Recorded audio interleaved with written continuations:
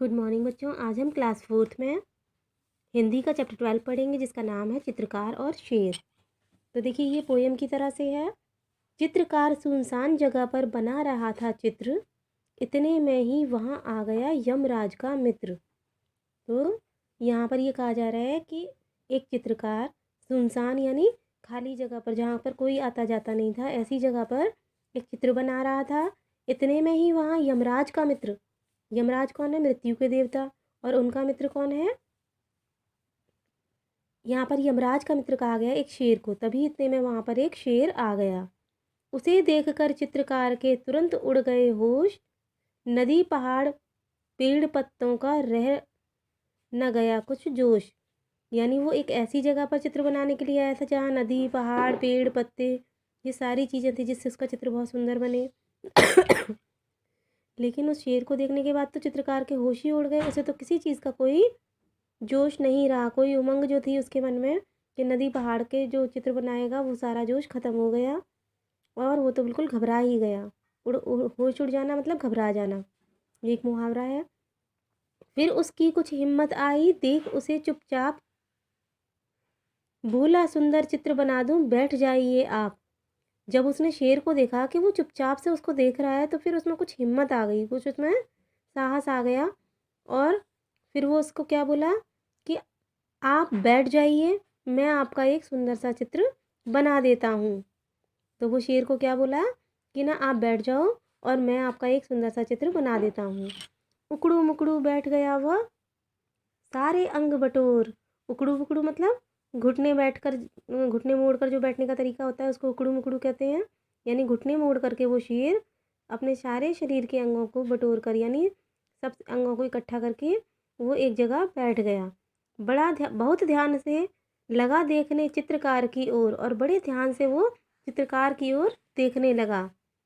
चित्रकार ने कहा, हो गया आगे का तैयार, अब मुँह आप उधर तो फेरिए जंगल के सरदार।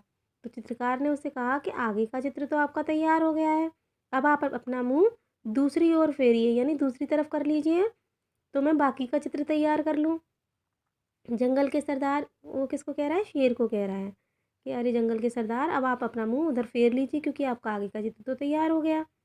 बैठ गया वह पीठ फिराकर चित्रकार की ओर, और तुरंत ही जो शेर था वो चित्रकार की तरफ पीठ करके बैठ गया। चित्रकार चुपके से खिसका जैसे कोई चोर, और जैसे ही उसे मौका मिला चित्रकार को, वो चुपके से ऐसे खिसका जैसे कोई चोर भाग रहा हो। बहुत देर तक आंख मूंद कर पीठ घुमाकर शेर बैठे बैठे लगा सोचने, इधर हुई क्यों देर।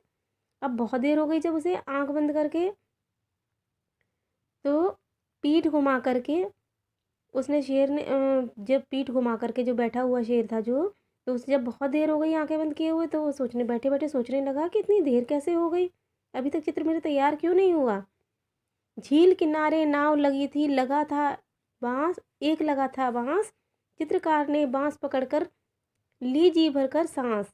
यानी झील के किनारे एक नाव लगी हुई थी और उसी नाव में एक बांस लगा था। चित्रकार ने उस बांस को पकड़ करके जी भर करके सांस ली, अर्थात चैन की सांस ली। यानी उसमें जो डर था अब थोड़ी सी राहत आई। जल्दी जल्दी नाव चलाकर निकल गया कुछ दूर, और जल्दी से फिर नाव चलाकर उस बांस को पकड़ के जल्दी जल्दी नाव चलाकर वो थोड़ा दूर निकल गया। इधर शेर था धोखा खाकर झुंझलाहट से चूर, और इधर जो शेर जो था वो झुंझलाहट मतलब चिढ़ से जो घबराया हुआ था, जो धोखा देकर गया था जिस तरह चित्रकार उसको, तो धोखा खा करके वो चिढ़ गया था। तो शेर बहुत खिसियाकर बोला, नाव जरा ले रोक, कलम और कागज़ तो ले जा रे कायर डरपोक। तो शेर बहुत खिसिया करके ये बोला, जब उसने नाव चला के जाते हुए देखा उस चित्रकार को, तो बड़ा खिसियाते हुए बोला कि अरे अपनी नाव तो जरा रोक और अपने ये कागज़ और कलम तो लेते जा, अरे कायर डरपोक आदमी, तो अपने कलम और कागज़ यहाँ से लेकर जाओ। चित्रकार ने कहा, शीघ्र ही रखिए अपने पास। और तुरंत ही चित्रकार क्या बोला कि ये सब आप अपने पास रखिए, चित्रकला की आप कीजिए जंगल में, अब चित्रकला का आप कीजिए जंगल में अभ्यास। और वो क्या बोला, क्योंकि वो वापस नहीं आना चाहता था, वो जैसे तैसे जान जाके भागा था, तो वो क्या बोला शेर को तुरंत ही कि ये कलम और कागज़ आप अपने पास रखिए और जंगल में आप खुद ही इससे अभ्यास कीजिए चित्रकला का। तो देखा आपने किस तरह से चित्रकार उसे बेवकूफ़ बनाकर वहाँ से अपनी जान बचा करके भागा। फिर देखिए इसमें जो शब्दार्थ दिए हैं ये आपको करने हैं, और शब्दार्थ के बाद में यहाँ पर ये कुछ प्रश्न उत्तर दिए हैं जिन्हें मैंने सॉल्व करके रखा है। पहला प्रश्न है आपका, कविता में यमराज का मित्र किसे कहा गया है? तो आपने देखा था कविता में यमराज का मित्र शेर को कहा गया है। फिर देखिए चित्रकार ने शेर के सामने क्या प्रस्ताव रखा? तो चित्रकार ने शेर के सामने उसका एक सुंदर चित्र बनाने का प्रस्ताव रखा। चित्र बनवाने के लिए शेर किस तरह कैसे बैठ गया? तो शेर चित्र बनवाने के लिए घुटने मोड़कर बैठ गया। जंगल का सरदार किसे कहा जाता है? तो हम जानते ही हैं जंगल का सरदार शेर को कहा जाता है। चित्रकार ने शेर को कैसे फुसलाया? तो चित्रकार ने शेर से कहा कि आपका आगे का चित्र तो तैयार हो गया है, अब आप अपना मुंह दूसरी तरफ कीजिए। नाव में बैठकर चित्रकार को कैसा लगा? तो नाव में बैठकर चित्रकार ने चैन की सांस ली। अगला क्वेश्चन है, शेर ने चित्रकार को डरपोक क्यों कहा?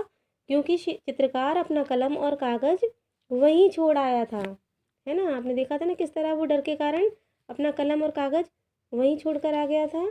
तो फिर उसने चित्रकार ने उसको कायर और डरपोक कहा, सॉरी शेर ने। चित्रकार ने शेर को चित्रकला का अभ्यास करने की सलाह क्यों दी?